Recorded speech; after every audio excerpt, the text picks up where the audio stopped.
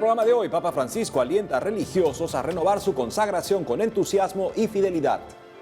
Santo Padre se reunirá con líderes indígenas de Canadá en marzo. Además, prefecto emérito de la Congregación para la Doctrina de la Fe da contundente respuesta a quienes piden una iglesia gay-friendly. Hola amigos, es un gusto saludarlos como siempre en su programa de noticias con enfoque católico. Soy Eddie Rodríguez Morel.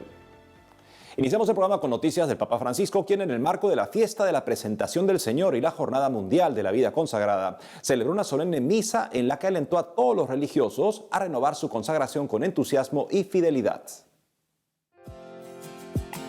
En el marco de la fiesta de la Presentación del Señor y la Jornada Mundial de la Vida Consagrada, el Papa Francisco celebró la Santa Misa, en la cual alentó a los consagrados y consagradas a renovar su entrega a Cristo con entusiasmo y fidelidad cada día, a la vez que les advirtió sobre el peligro del virus del narcisismo o la obsesión de protagonismo.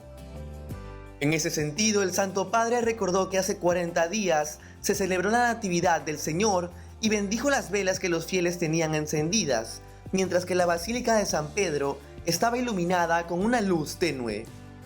Luego el pontífice caminó al altar de la cátedra en una breve procesión formada por religiosos y religiosas, así como por obispos y cardenales. En su homilía, el obispo de Roma alentó a los religiosos a renovar con entusiasmo su consagración y explicó que el Señor desea que se cultive la fidelidad cotidiana. De este modo, el Papa Francisco invitó a cuestionarse: ¿de quién nos dejamos principalmente inspirar? ¿Del Espíritu Santo o del espíritu del mundo? Y señaló que esta es una pregunta con la que todos nos debemos confrontar, y sobre todo los consagrados. Finalmente, el sumo pontífice instó a recordar siempre que Jesús es lo esencial, es el centro de la fe, para no correr el riesgo de perdernos y dispersarnos en mil cosas, de fijarnos en aspectos secundarios o de concentrarnos en nuestros asuntos.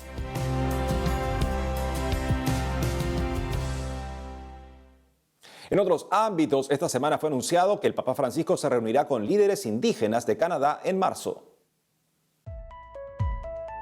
El Papa Francisco se reunirá con una delegación de indígenas de Canadá en la última semana de marzo, según fue anunciado por la Conferencia Canadiense de Obispos Católicos, la Asamblea de las Primeras Naciones, el Consejo Nacional Métis y los Inuit Tapirit Kanatami.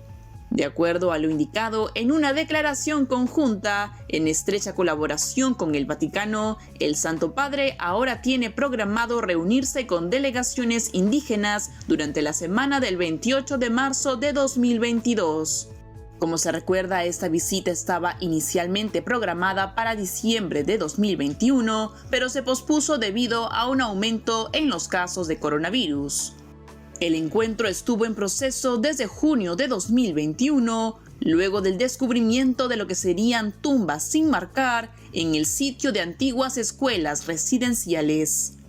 De esta forma, una vez que la delegación llegue al Vaticano, tienen la intención de pedirle al Papa Francisco una disculpa por el papel de la Iglesia en el sistema de escuelas residenciales del país, así como la publicación de todos los registros relacionados con las escuelas residenciales y la devolución de cualquier elemento indígena de Canadá que la Santa Sede pueda poseer en sus archivos.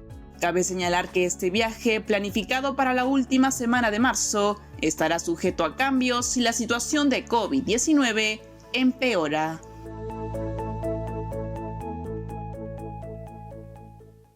Pasando a otras noticias, el cardenal Müller dio una contundente respuesta a quienes piden una iglesia gay-friendly. Veamos lo que dijo. El prefecto emérito de la Congregación para la Doctrina de la Fe, cardenal Gerhard Müller, dio una contundente respuesta a quienes piden que la Iglesia Católica sea gay-friendly, entre ellos algunos sacerdotes que exigen que las parejas homosexuales reciban el sacramento del matrimonio. En una reveladora entrevista con Alejandro Bermúdez en el programa Cara a Cara de EWTN, próxima a ser emitida, el cardenal Müller dijo que las especulaciones de que la Iglesia Católica podría bendecir parejas homosexuales o celebrar para estas el sacramento del matrimonio no tienen ningún fundamento en la revelación. Al respecto, el purpurado subrayó que Dios ha creado al hombre y no estos sacerdotes que piensan como el mundo de hoy, según esta antropología materialista que distinguen la sexualidad, el placer sexual, de la responsabilidad para procrear los hijos e hijas. Asimismo advirtió que hay muchos presbíteros que se han alejado totalmente de la fe católica. Se presentan como si fueran sacerdotes, pero no son fieles. De esta manera, el cardenal Gerhard Müller indicó que sobre las uniones homosexuales, la doctrina de la Iglesia es absolutamente clara y expresó que para Cristo no podemos ser más gay-friendly o no gay-friendly. Asimismo, no dejó de señalar que los católicos tenemos todo el respeto por estas personas que poseen estas tendencias.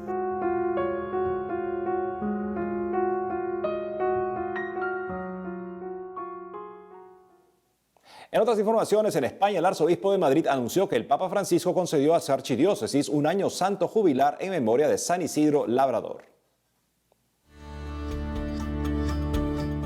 El cardenal Carlos Osoro, arzobispo de Madrid, en España, anunció recientemente que el Papa Francisco concedió a la Arquidiócesis de Madrid un año santo jubilar con motivo de los 400 años de la canonización de San Isidro Labrador. Según explicó el purpurado en una carta, este año jubilar comenzará el próximo 15 de mayo, día en el que se celebra la fiesta de este santo, y se clausurará ese mismo día en el año 2023. Al respecto, el cardenal Osoro animó a que ese tiempo sea un reencuentro con su patrón San Isidro Labrador, quien hizo de su vida un himno a Dios. Además, manifestó su deseo de que este año santo sea para la ciudad un momento singular para descubrir y visitar todos los lugares en los que existen huellas de la presencia de este amigo de Dios. Asimismo, el cardenal Carlos Osoro explicó que durante este año santo jubilar se tendrán en Madrid numerosas celebraciones religiosas y también culturales, que pretenden hacer de este año un tiempo para acrecentar la fe, la esperanza y la caridad, para llenarse de Dios, de su amor, para la entrega y conversión.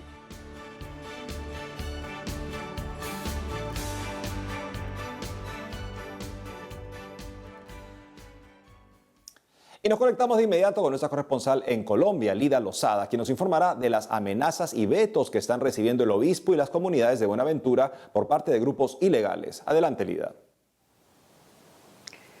Amigos, los saludo desde la sede de la Conferencia Episcopal de Colombia en la ciudad de Bogotá, donde precisamente el padre Darío Echeverry, secretario general de la Comisión de Conciliación, ha pedido al gobierno nacional una atención urgente y especial a las comunidades de Buenaventura en el Valle del Cauca. Pues de acuerdo con el presbítero, las amenazas y vetos que continúa recibiendo el señor obispo de esa jurisdicción, Monseñor Rubén Darío Jaramillo, son una clara evidencia de la crítica situación que se sigue viviendo allí por parte del accionar de grupos armados ilegales. Nos preocupa enormemente la vida de Monseñor Rubén Darío Jaramillo, el obispo de Buenaventura. Él, como buen pastor y llevando en su corazón el dolor de su gente, ha denunciado lo que está pasando allí, cómo los actores armados se han ensañado en esta región contra esa población, y como ha tenido la valentía, el valor profético de denunciar lo que allí está pasando, ahora él es la víctima. Le han prohibido acercarse a las regiones de su diócesis. Le tienen vetados ciertos lugares, el puerto de Buenaventura, para que lo visite como pastor. Reclamamos del gobierno nacional una atención especial sobre este puerto, el más importante de Colombia, este puerto por donde entra gran parte de la riqueza del país, Pero no solamente es eso, no. Este puerto en donde ha habido un gran descuido por el dolor de la población. Los actores armados deben de dejar de ensañarse contra esta pobre población afrodescendiente, indígenas y colonos de todo el país.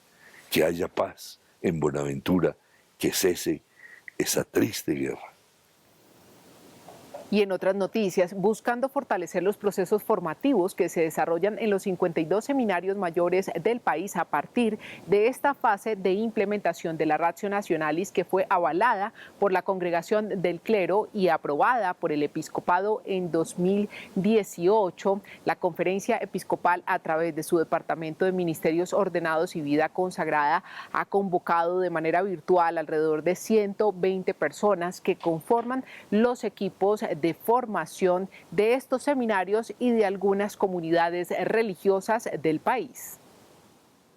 El encuentro pues, nos ha permitido abordar varios temas, pero fundamentalmente el espíritu que hay detrás del texto de la Ratio Nationalis en cada una de las etapas y poder determinar como las necesidades más urgentes que tienen los seminarios a la hora precisamente de aplicar las líneas directrices que nos ha dado la Conferencia Episcopal para la formación de los pastores en Colombia.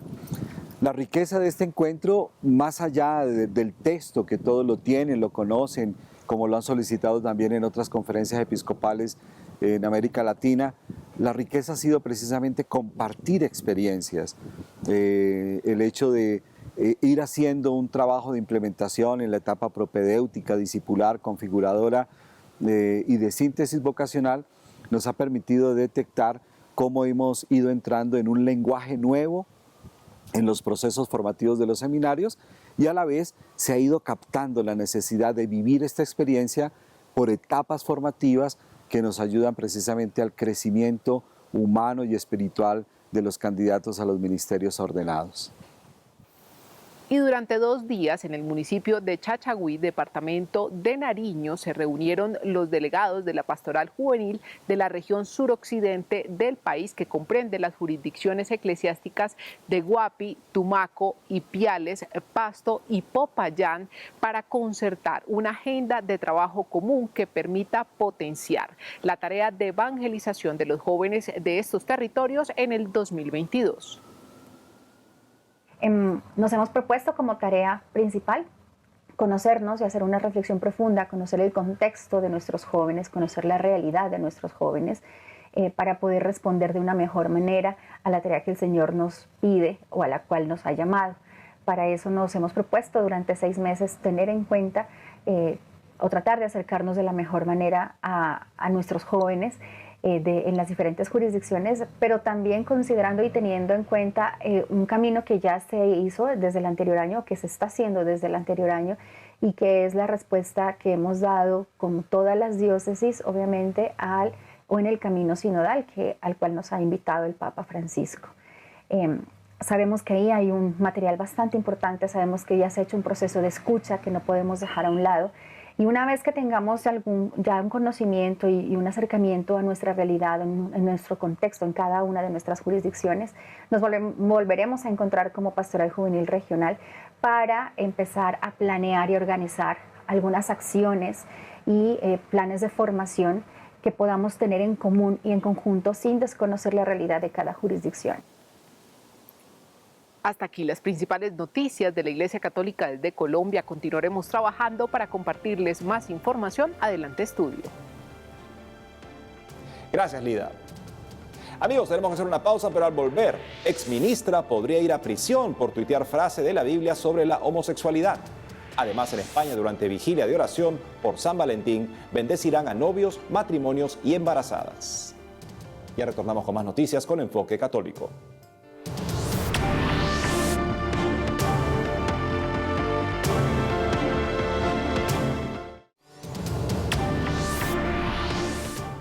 En En otra noticia les contamos que hace unos días inició el juicio de Päivi Räsänen, ex ministra finlandesa que está en riesgo de ser encerrada en prisión por publicar en redes sociales un versículo de la Biblia que, según sus acusadores, incitaría al odio contra los homosexuales. Para darnos más detalles sobre este tema está conectado con nosotros Franco Matas, integrante del equipo de Citizen Go. Franco, bienvenido a WTN Noticias. Hola a todos, gracias Eddie por el espacio. Franco, cuéntanos primero por qué acusan a la ex ministra finlandesa Päivi Räsänen de incitar el odio contra los homosexuales. ¿De quién nació la denuncia por la cual ha empezado este juicio? Bien, en el año 2019 la iglesia a la cual Päivi asistía decide apoyar a la marcha LGTB en Helsinki de ese mismo año. A raíz de este hecho, Päivi decide postear una foto en Twitter del capítulo 1 de Romanos, los versículos 24 a 28, mostrando la contradicción total que hay entre las enseñanzas de la Biblia, por un lado, y este lobby puramente ideológico, que es el lobby LGTB. A partir de esta situación, Päivi comienza a recibir amenazas, comienza a recibir acusaciones anónimas y, posteriormente, demandas formales judiciales. Comienza a ser atacada por el lobby, como bien decía, LGTB, y también por la extrema izquierda de Finlandia. Ella enfrenta 3 cargos, principalmente por incitación a la violencia y lo que se llama crimen de odio, por haber posteado esta foto en Twitter de la Biblia y por haber participado de un podcast en el año 2019 y por haber escrito un artículo también en ese año en torno a cuestiones teológicas de lo que implica la familia cristiana. A partir de este momento se inicia un complejo juicio contra Päivi, en el cual podría enfrentar hasta 2 años de prisión, y lo que queda más que en claro es la situación que hoy en día, en plena sociedad democrática, en pleno siglo XXI, los cristianos están siendo perseguidos. Hay personas como Päivi a las cuales las atacan, las asedian por el simple hecho de querer profesar su fe cristiana. De alguna forma venimos a decir que la fe cristiana o profesar la fe cristiana no es un delito para nada. Al respecto, ¿cómo va el proceso de este caso? ¿El juicio realmente podría terminar en una sentencia? Sin lugar a dudas. Päivi, el último 24 de enero en Helsinki, se enfrentó a la corte de Finlandia, en donde por más de 9 horas tuvo que comparecer, tuvo que declarar y explicar por qué ser cristiano no es un delito y por qué ella no era una delincuente. En Finlandia, Päivi está siendo tratada como una delincuente. Más de 9 horas de deliberación no pudieron llegar a un veredicto y se la volvió a citar a la corte de este país el próximo 14 de febrero. Desde Citizen Go, la plataforma a la cual yo pertenezco, en donde defendemos la vida, la libertad y la familia, hemos lanzado una petición el año pasado en donde logramos más de 230.000 firmantes que le exigen al fiscal general de Finlandia y a los jueces de dicho país que retiren estos cargos completamente absurdos, en donde nos plantamos y decimos de forma firme que ser cristiano de ninguna manera implica un delito y que la libertad de expresión es fundamental para la democracia. No puede haber democracia sin libertad de expresión. Hemos llevado adelante diferentes acciones en Helsinki el pasado 24 de enero, como también lo haremos el próximo 14 de febrero, y también en diferentes embajadas finlandesas a lo largo y ancho del mundo, en Varsovia, en Roma, en Buenos Aires, para dejarle bien en claro a los políticos y al personal diplomático finlandés de que no es delito, no es una delincuente Päivi y que la libertad de expresión es fundamental para construir una verdadera democracia. Franco, ¿y a qué consideras que se deben todas las acusaciones que se han hecho contra la exministra luego de haber tantos años de haber ocurrido estos sucesos? Sin lugar a dudas se deben a una profunda intolerancia religiosa en donde no se tolera que haya una voz disidente, no se tolera que alguien pueda pensar distinto y por ende se limita, se pone freno y se censura el derecho fundamental que implica la libertad de expresarse, justamente. En ese marco es que queremos destacar que esto no es menor. Hace tan solo un poco más de 2000 años se perseguía a cristianos, se los arrojaba a los coliseos, a los teatros romanos por profesar su fe y hoy se los arroja a las cárceles, a las comisarías e incluso a las cortes para justificar por qué su fe no es un delito y por qué su fe no es contraria a las normas y las leyes de los diferentes países. Franco Matas, integrante del equipo de Citizen Go, gracias por habernos acompañado hoy en EWTN Noticias. Muchas gracias. Gracias, Franco.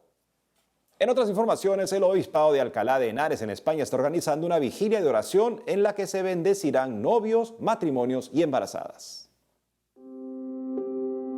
El Obispado de Alcalá de Henares, en España, anunció la realización de una vigilia de oración por la fiesta de San Valentín, en la que Monseñor Juan Antonio Reig Pla bendecirá a novios, esposos y embarazadas. La vigilia lleva por título Aprender a amar y a orar por la vida y se llevará a cabo el 12 de febrero desde las 9 p.m. hora local en la Catedral Magistral de Alcalá de Henares. Al respecto, la vigilia de oración se realiza en Alcalá de Henares desde 2013 y es una iniciativa del obispo. Esta también es una oportunidad para rezar por los matrimonios con dificultades, separados o divorciados, y también están invitados los solteros, viudos o consagrados. En la celebración se pedirá asimismo por toda vida humana desde la concepción y hasta la muerte natural. Como se sabe, cada 14 de febrero la Iglesia recuerda a San Valentín, patrono de los enamorados. Según la tradición, durante la persecución a los cristianos en los primeros siglos, el santo ponía en riesgo su vida para unir a las parejas en matrimonio. Para confirmar la asistencia a la vigilia de oración en Alcalá de Henares, puede escribir a sanvalentin@obispadoalcalá.org.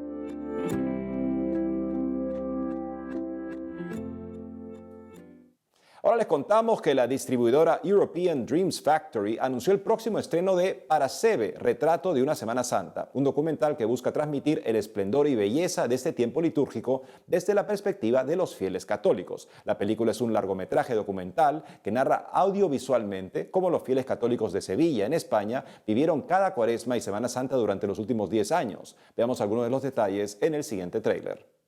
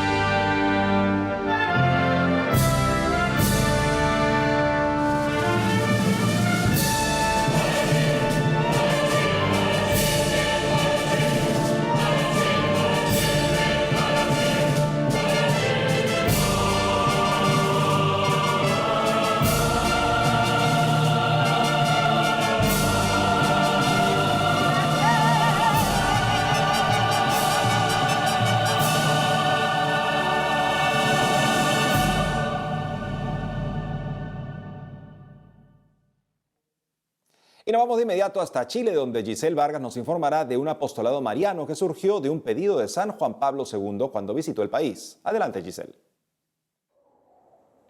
Gracias, un gusto llegar hasta sus hogares para comentar algunas de las noticias de la Iglesia en Chile. Y desde el Museo de Arte Colonial de San Francisco comienzo por informar acerca de un apostolado mariano que responde al llamado del Papa San Juan Pablo II. Con María en el trabajo es el nombre de la iniciativa ideada por Juan Pablo Álamos hace 13 años, cuando era novicio en el Seminario de los Legionarios de Cristo en Brasil. En él surgió la inquietud de emprender una obra de bien y estando ante el sagrario nació la idea de llevar la imagen de la Santísima Virgen a los lugares de trabajo para incrementar la devoción y el fervor. Ese sueño también quiso responder al llamado que hizo el Papa Juan Pablo II a los trabajadores de Chile el 4 de abril de 1987 durante su visita al país. Allí el pontífice alentó a los presentes a regalar a la Virgen espacios de oración para que Dios a través de ella les ayude en las tareas espirituales y temporales. De esa forma, el novicio comentó la idea a sus padres en Chile, Bernardo Álamos y María Verónica Segers, y ellos comenzaron a materializar este proyecto a través de la Fundación Con María en el Trabajo. Desde entonces, la imagen de la Virgen María acompaña cárceles, hospitales públicos, empresas y diócesis. El apostolado se sostiene con donaciones voluntarias de quienes la reciben, aunque si los solicitantes no cuentan con aportes, se le entrega igual. La imagen mariana también ha cruzado las fronteras, llegando a Nigeria, México, Estados Unidos, Brasil, Italia, Bolivia y España. En este último país, y junto a Colombia, ya cuentan con el molde para comenzar a replicar la imagen. Y de este hermoso apostolado mariano pasamos al arte sacro, pues hace unos días regresaron la imagen del Niño Jesús que acompaña a la Virgen de la Candelaria aquí, en el Museo de Arte Colonial de San Francisco. Dos sujetos que ingresaron como visitantes al museo serían los responsables del hecho. Al estar en la sala sacristía, sustrajeron la pequeña escultura que era sostenida por la imagen de la Virgen de la Candelaria. Al arrancarlo, rompieron uno de los dedos de la imagen y luego lo guardaron en un bolso. Después de la denuncia ante la policía y una intensa búsqueda por los medios de comunicación, la escultura hecha en Ecuador en el siglo XVIII fue devuelta en una bolsa de género. Bueno, y con